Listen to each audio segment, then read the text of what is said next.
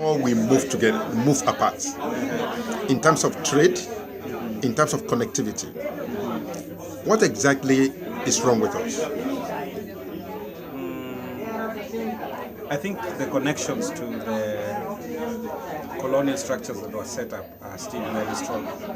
For example, if you look at Francophone countries, much of their trade is with France, you see? If you look at countries that were colonized by the Britain, they have very strong connections to Britain.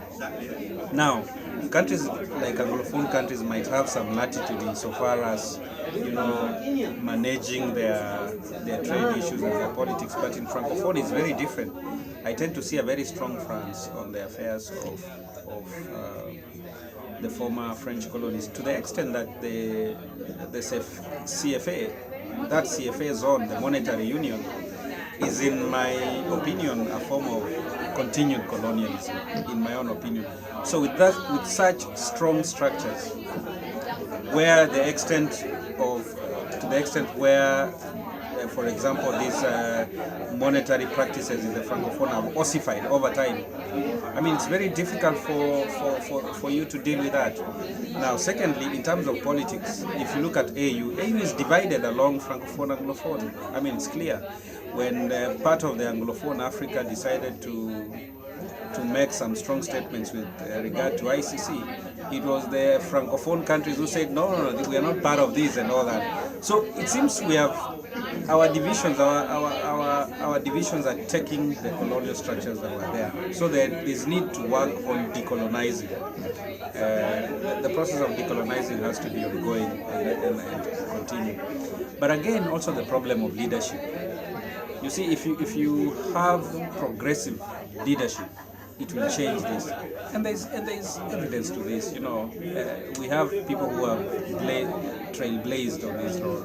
For example, someone like Thomas Sankara, in Burkina Faso and things like that. Amidst very great difficulties, they were able to, on their own, and paying a very hefty price, to chart a way forward for their countries in regard to trade, independence, and all that. But today, it is those countries that have leadership, strong leadership, and decisive leadership that can chart an alternative to the dysfunctional trade political patterns. I'll give an example of John Magufuli in Tanzania. John Magufuli in Tanzania is calling to account big money, capital, and all that. That big money and capital must have limits, and they must be accountable. They must pay tax and all that. What was happening all through the years of Jakaya Kikwete, Mwinyi, and all that? These companies were there. They were reaping, they were taking diamonds and all that. So it depends with political will. Let's also not say that these structures of colonialism are too powerful, that they cannot be surmounted. They can be surmounted.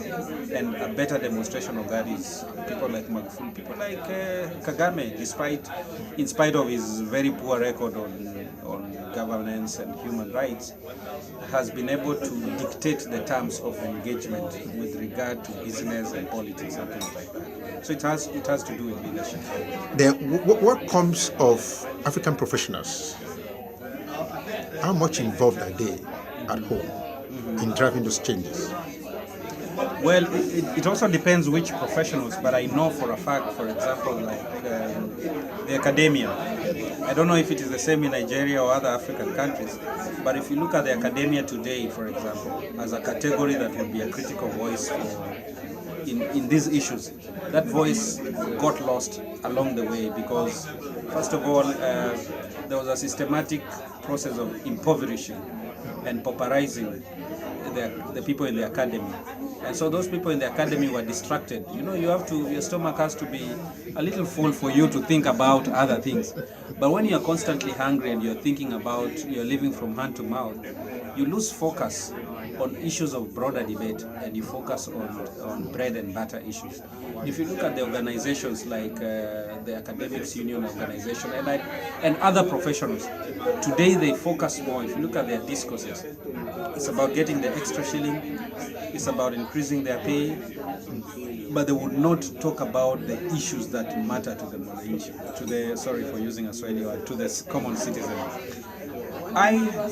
I know for a fact, I was looking at some of the records of some of these professional organizations in the 80s, and I realized that some of these professional organizations even did protests in the streets of, for example, Nairobi, against a country like Chile, where a democratic elected president had been shot and killed. I've forgotten his name.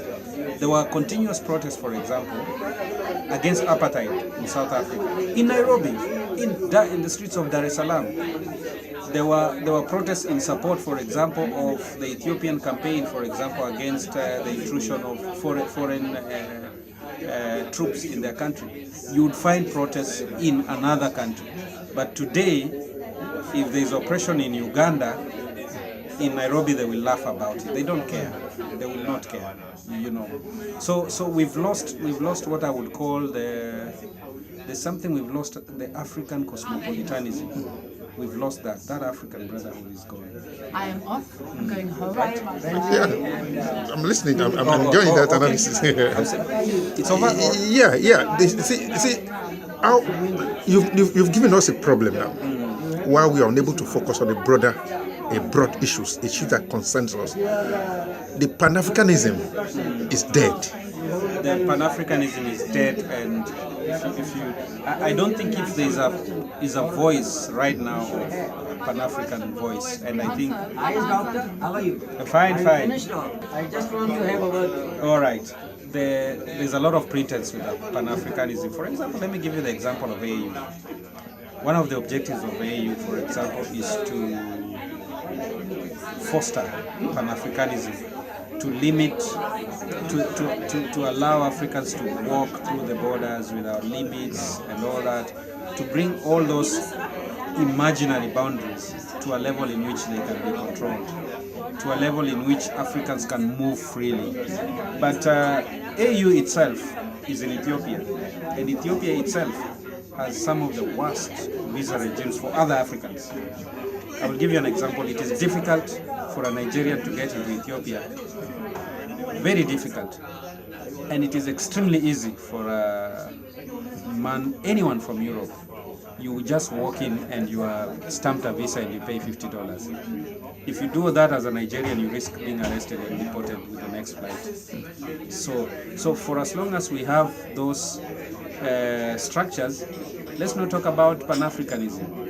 And the fact that AU is in Ethiopia, which has such regimes, is in itself a joke. If you talk to insiders who are in AU, the diplomats, talk to your foreign minister, they will tell you for a fact that there's a very individualized way of looking at things once you get into those structures. So that individualism has also come, and it is not helping our lot. Let me ask the last question on Kenyan election. Is it right for the Supreme Court? Everybody judged that to be part of the foundation of democracy. But with the chaos it has caused in Kenya, what's your thought about that? Well, I don't think chaos has been caused by the annulling of elections. For a surgery to be done, there is a moment of pain, but the surgery is to heal something. If you read the judgment of the Supreme Court in Kenya, what they say is that there has been some pretense to be doing elections every 5 years, some pretense, and the judges say that had to stop.